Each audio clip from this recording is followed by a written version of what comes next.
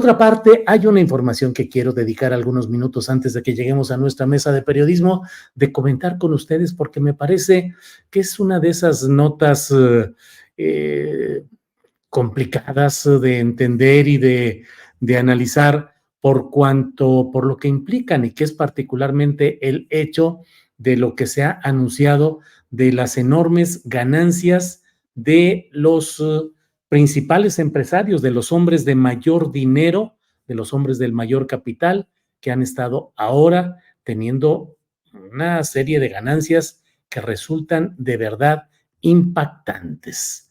Desde luego, resulta pues el esquema clásico conocido de lo que es el enriquecimiento de Carlos Slim que no sé si, a ver, espérenme tantito para tener la nota correspondiente.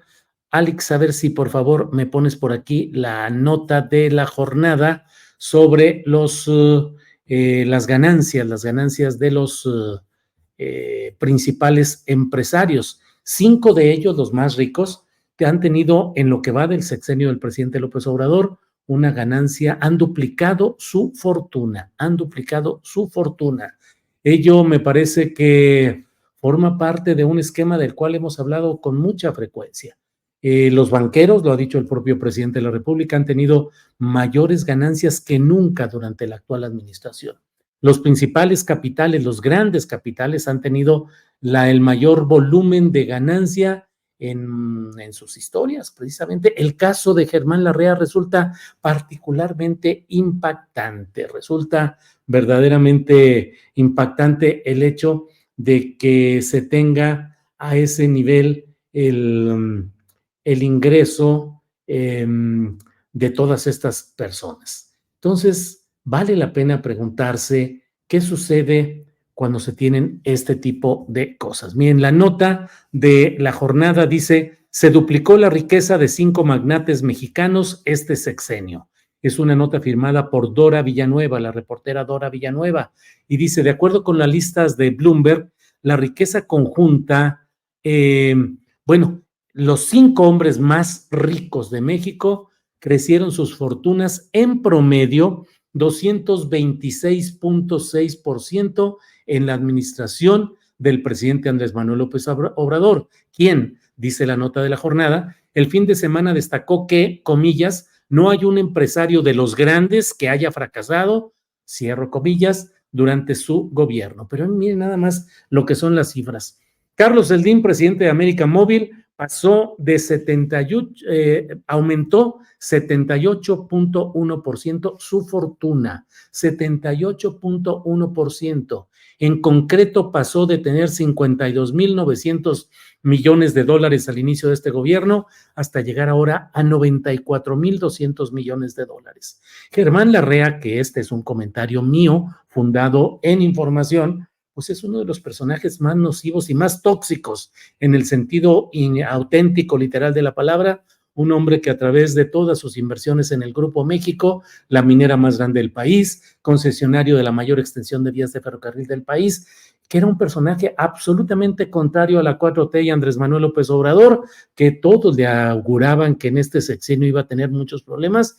Pues ¿cuánto cree que ha subido la fortuna de Germán Larrea según lo que se publica en esta nota de la jornada?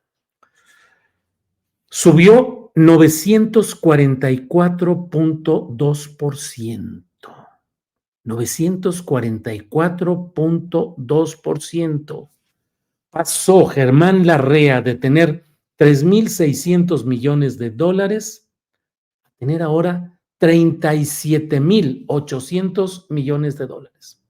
Ricardo Salinas Pliego, presidente del Grupo Salinas, subió 28.7%, pasó de 10.100 a 13.000 millones de dólares. Alejandro Baileres, el presidente del Grupo Val, alcanzó un monto de 6.900 millones de dólares. No se tiene el porcentaje porque ahora está siendo considerado él, cuando antes se consideraba la familia, pero su padre del mismo nombre, Alejandro Baileres, murió y ahora él está, pero está con esa cantidad. Y Juan Beckman Vidal, de la propietario de la empresa que controla la firma tequilera José Cuervo, aumentaron su fortuna 82.2%, de 3.700 millones de dólares a 6.700, dice la nota de Dora Villanueva en la jornada. La riqueza conjunta de Carlos Slim, Germán Larrea, Ricardo Salinas, Alejandro Baileres y Juan Baikman Vidal y su familia suman, esa riqueza conjunta suman 158.630 millones de dólares, que significan cerca de una quinta parte de lo que hasta mayo de 2024 valía la deuda pública del país.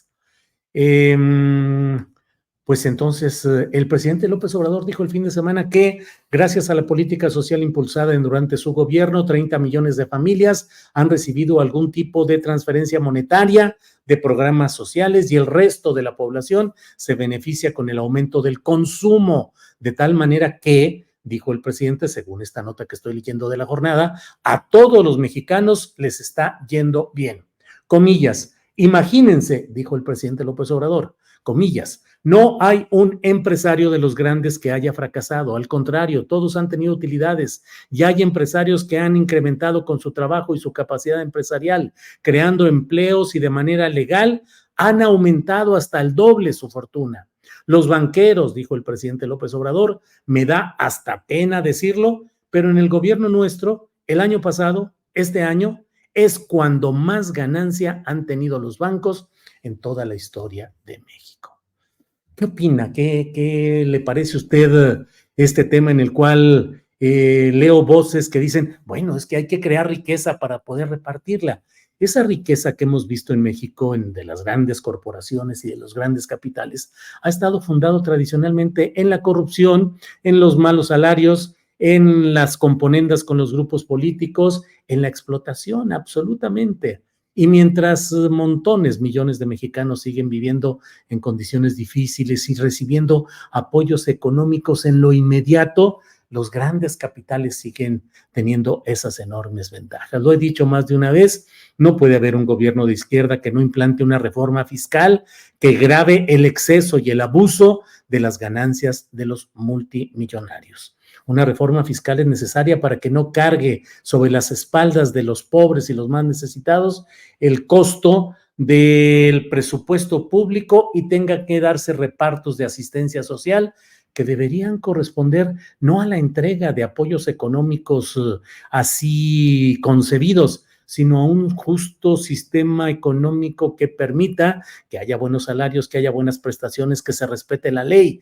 No es cuestión de dar la asistencia social, sino de buscar que haya un sistema económico más justo. Antes, muchos de estos funcionarios me parecía que haber escuchado, como decían ahí en las caricaturas, me pareció haber escuchado un lindo gatito aquí, me parece haber escuchado más de una vez que se hablaba de ellos como los miembros de la mafia del poder, los explotadores, los que habían hecho el dinero a través de una serie de componendas y que todo ello constituía un agravio para los mexicanos. No se está diciendo desde aquí que deba satanizarse o estigmatizarse la actividad empresarial. Respetable y bienvenida a la actividad empresarial, noble y con sentido social. Pero cuando vemos que las grandes riquezas provienen de privatizaciones ventajosas, que significan que el dinero público se convierte en dinero privado, como es el caso de Carlos Slim con Teléfonos de México o Salinas Pliego con Televisión Azteca y luego el asalto al Canal 40 para quedarse con ellos. Cuando hay la inacción de los políticos es cuando uno se pregunta ¿qué sucede? ¿Por qué crecen desmesuradamente las ganancias de los grandes capitales? Y es cuando uno se pregunta si las campanadas que pretenden anunciar el fin del neoliberalismo en México y cuando el discurso gubernamental se centra en decir que en otros tiempos del neoliberalismo, de aquello que ya quedó atrás, a mí me parece que simplemente con estos datos de empresas bancarias y de los grandes capitales, pues queda muy claro que el neoliberalismo en México sigue vivito y coleando y produciendo grandes ganancias para los grandes capitales, para los grandes capitales.